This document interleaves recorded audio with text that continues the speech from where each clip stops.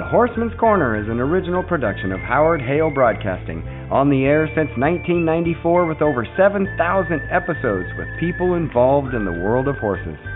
Today, the program is hosted and produced by Nelseena Lehmann and Brian Hale. Visit horsemanscorner.com for more, including longer interviews exclusive to the web, full archives, our own equine podcast search engine, made possible by Van Hargis Horsemanship. I'm Howard's son, Brian, and we welcome you to the Horseman's Corner. We'll be back with today's guest right after this.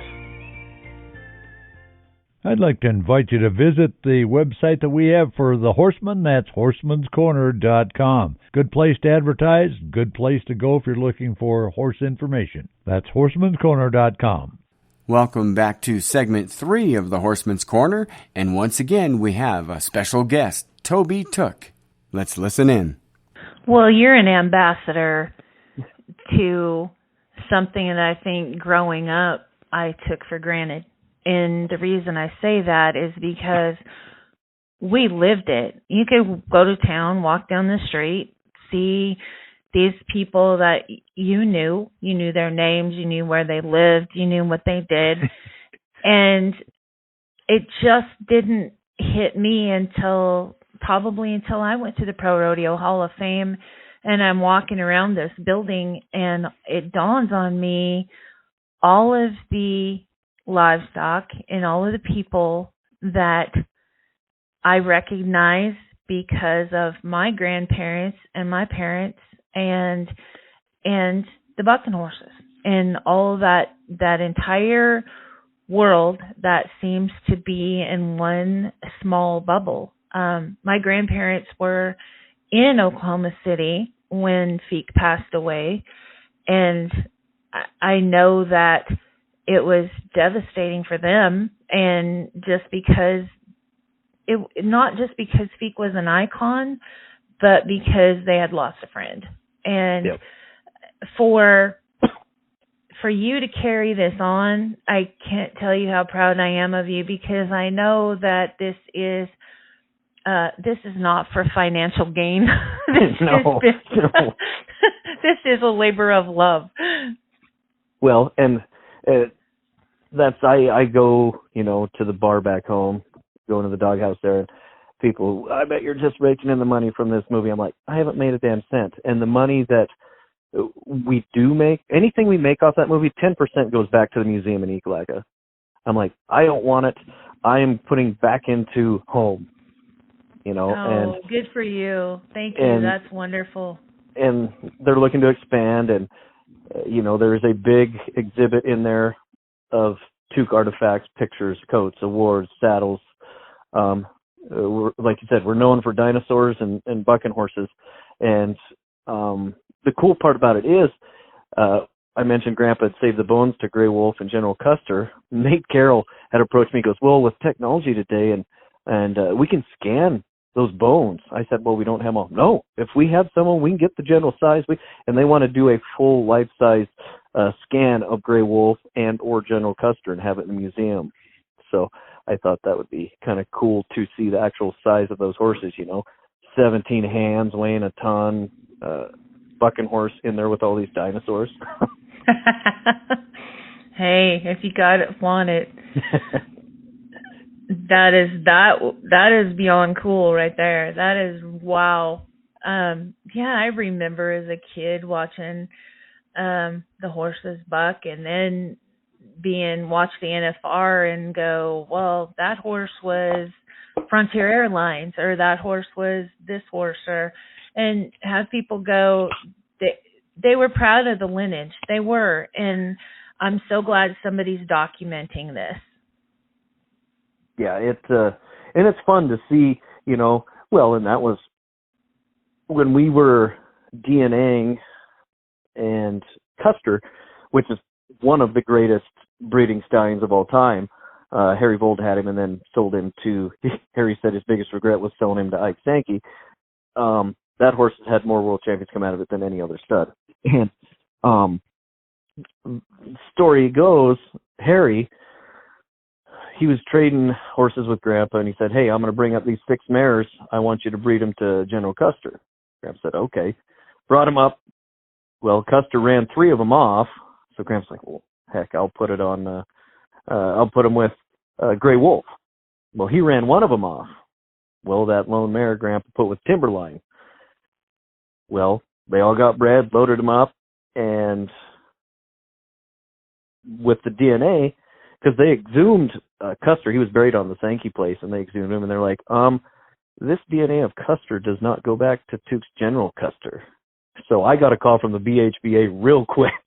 Hey, what's going on with this? And Ernest had said, oh, yeah, that probably, because we've got Custer's bones and we've got Gray Wolf's bones. If he doesn't go back to either of them, it's at a Timberline.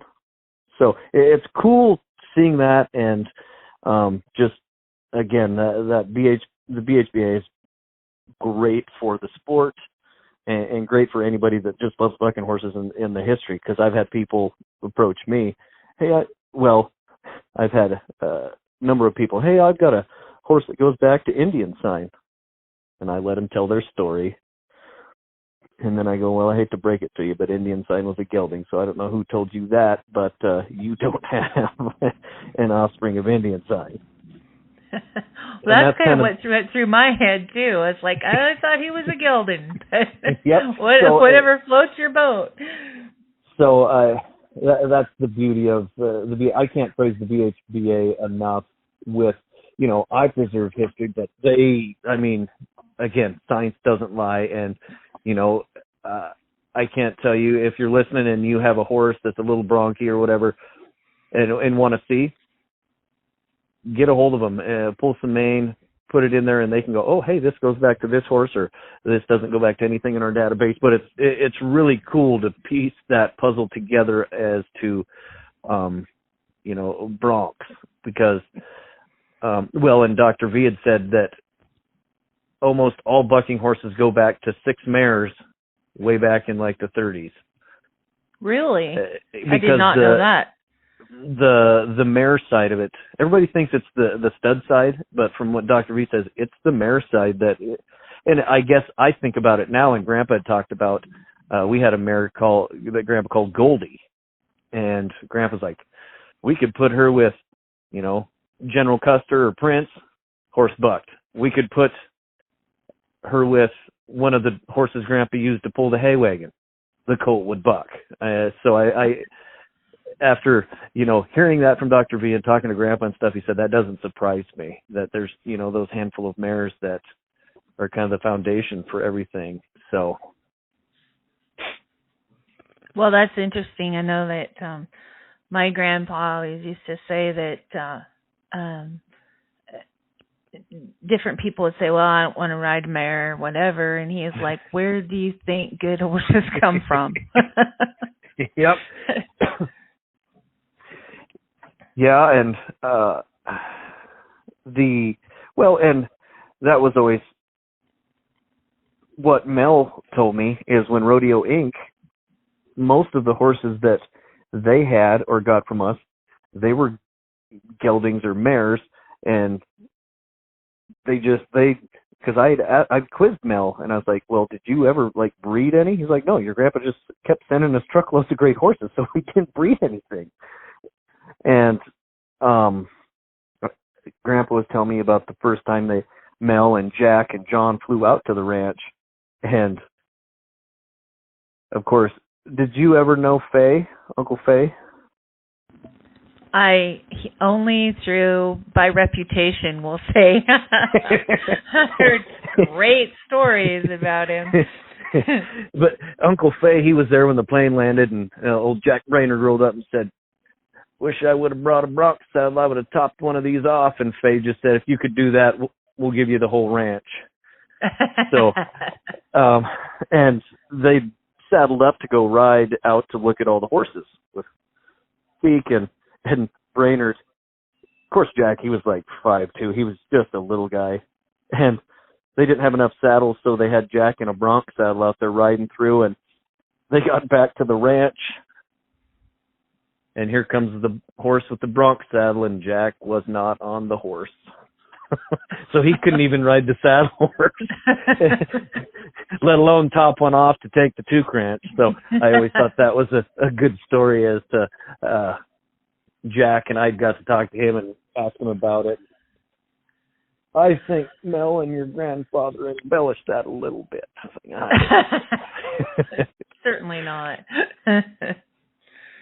Oh, so do they have any prognosis for when the docuseries is going to be done, or the documentary for the Feeks Vision?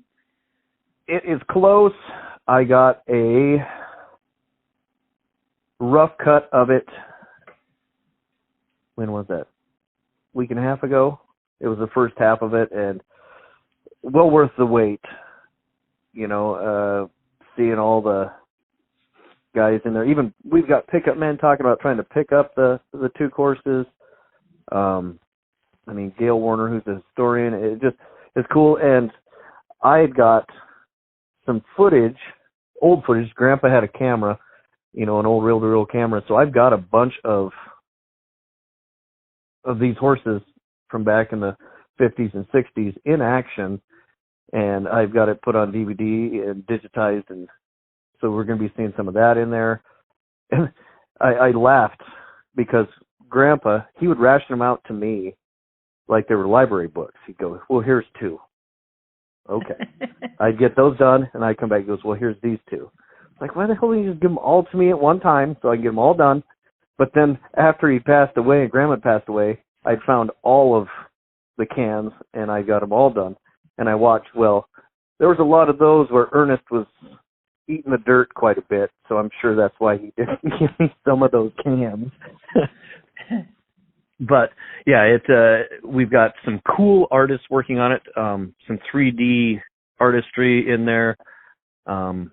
It's well worth the wait, and I've always we started it before the pandemic, and this has all been donation based, so that means even more to me, that everybody out there wants to see this and wants to hear this story. By donating money to this project, it means the world to me, because when they told me the price of this, my butt puckered a little bit, and I said, I don't know where are we going to get all that money? And because there's a lot that goes into it, you know, the equipment, the time, the travel, the everything, the editing, you know, paying Max to do music. I reached out to have Sam Elliott do the narration, and that would have really set us back as far as money goes, but I would have loved to have had Sam's voice on there. We haven't given out the name of who we're having for the narrator, but it'll be pretty cool. And again, it is going to be a great, top-notch production, because Ken did the special cowboy moments, the wild rides, and if you've ever seen those, you know the quality of his work. And I know, well, and Ken had a heart attack during the production too, so it I took. Remember that. Yep. So I mean, we've had a lot of obstacles thrown at us, and we're going to come out on top, and it's going to be shown everywhere. I know Oklahoma City wants to show it down there at the Hall of Fame. Colorado Springs wants to show it. I've already had like 4 or 5 places here in Billings want to show it. It just is very. Again, I can't think everybody that's pre-ordered a copy or just wants to know Grandpa's story.